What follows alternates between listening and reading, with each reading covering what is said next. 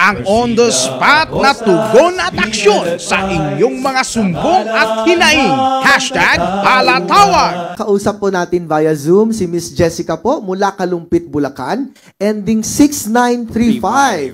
Pagsalubong ng bagong taon na uwi sa bugbugan at rambol ng magkakalugar nang dahil sa sinaway ng biktima ang mga nagpapaingay ng motorsiklo sa tapat nila. Nagkainitan at imbes na firecrackers, ang mukha ni mister ng ating caller ang pinaputok matapos itong pagtulungan. Grabe naman Ito yan. po. Sabi niya, ako po si Jessica ng Kalumpit, Bulacan. Nais ko po sanang humingi ng payong legal tungkol po sa gulo o away na nasangkutan ng aking asawa at kapatid. May nagtanong po sa amin na 3 tao. Ngayon, naghina kami o hininaan namin ang sound system namin dahil may 4 na motor na dumating at pumarada sa kalsada. Nagbomba sila ng sabay-sabay. Ginawa ng asawa ko, sinita at tinapik niya ang isa mula sa likod. Minasama ito ng taong tinapik niya at kung ano-ano na ang sinabi sa asawa ko. Nagpang-abot sila ng grupong mga nakamotor at ng kapatid at asawa ko. Naawat na namin sila at naipasok ang asawa ko sa kwarto. Nagsara kami ng pinto at akala namin tapos na. Pero may taong bumalibag mula sa labas ng malaking bato sa bintana namin.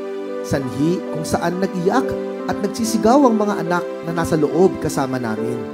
Dito ulit sumugod ang asawa ko at nagkasuntukan ulit. Nabugbog ang asawa ko at kahit ako na ang umaawat ay pinalo at hinampas nila ng hollow blocks sa ulo. Kahit naawat na ulit sila, sige pa din sa pagbalibag ang mga nakaaway namin. Walang makapagpatigil sa kanila. Kung hindi pa dumating ang isang konsehal ng barangay, hindi pa matitigil ang gulo. Nais ko po sanang humingi ng tulong at legal na aksyon para sa mga taong gumawa nito sa aking pamilya. Isang angkan po sila dito. Sana matulungan po ninyo ako. Maraming salamat po.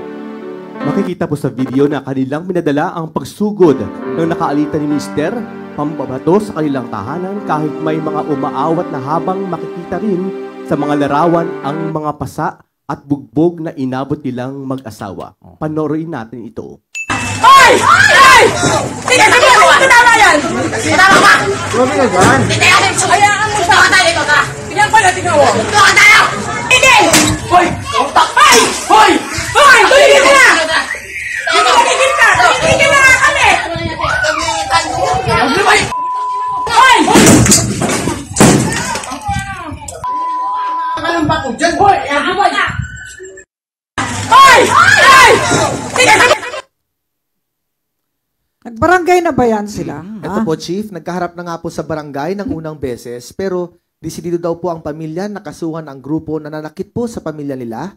Ito po, Chief, makakausap natin sa Aling Jessica via Zoom at kasama din po natin ngayon ang ating PAO Region 3 Director, Direct John Steven Dunuan via Zoom po. Okay, pasok. Hello, good afternoon, Direct Dunuan. Magandang hapon po, Chief. Ayan, okay ang audio mo. Ma'am Jessica, nagarap na ba kayo sa barangay, ma'am? Kahapon po, ma'am. Ano nangyari sa barangay? Inaareglo po kami kahapon. Inaareglo daw po sila kahapon. Ay, di pa areglo na po kayo. Doon din naman patutungo yun eh.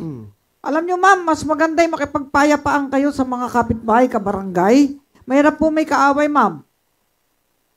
Anong offer nilang areglo? Ngiti? Wala pa naman po pinag-uusapan sa barangay kung ano pong klase ng areglo, pero mas gusto ko po kasi talaga maturuan sa sila ng gusto. Gustong ano? Ano po, ma'am? Gusto niyo Ano pong... gusto mong ano? Kasuhan sila? Gusto ko pong makasuhan po sila, maturuan po ng leksyon po yung mga... Maturuan ng leksyon? Ay, sige, turuan natin ang leksyon. Pwede rin kayong ipatawag sa opisina, pati yung mga tao na sumugod sa bahay nyo at ng bato. Saan po kayo sa region mo? Kalumpit. Ayan. Kuyang dyan. Kayang-kaya mong, may Kalumpit district pa tayo. Opo, Chief. Meron, may court dun eh. Pwede nating tulungan sila kung hindi magkaayos sa barangay ay immediate natin sa opisina. Okay? At kung kailangan, kung mag-offer ng maganda para sa gamot, doon sa pinsala, sa bahay nila, edi sige, para ano. Kasi pag nagbayad doon sila ng danyos, ano na ho yun eh. Parusa na sa kanila yon, Ma'am Jessica. Okay ba sa'yo? Mas gusto ko po, Hello, ma'am. natin. Hello, Ma'am Jessica. Ipakulong natin. O sige, bahala na si Atty. Dunuan, Dunuan. ang director. Kung gusto mo ipakulong, di ipakulong. Pero para sa akin, yung mga ganyang away, ano na yan? Asikasuhin, aregluhin na lang. Kasi, mahirap ang may kaso. Pero, kung di sila makikipag-ayos ng matino, talagang kaso na po yan, ma'am. Pupunta sa korte yan. Sa piskalya po muna. Okay po?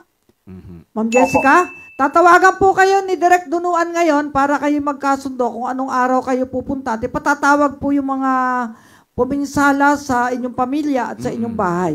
Okay po, ma'am? Kahit, ma'am, hindi pa po tapos yung harapan po namin sa barangay. Kahit daw po hindi pa tapos sa barangay. At tapusin nyo muna yung sa barangay.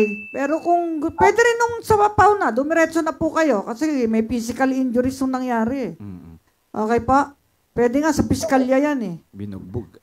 Dali na yan eh. Okay? Jan, Kuyang Jan, attorney?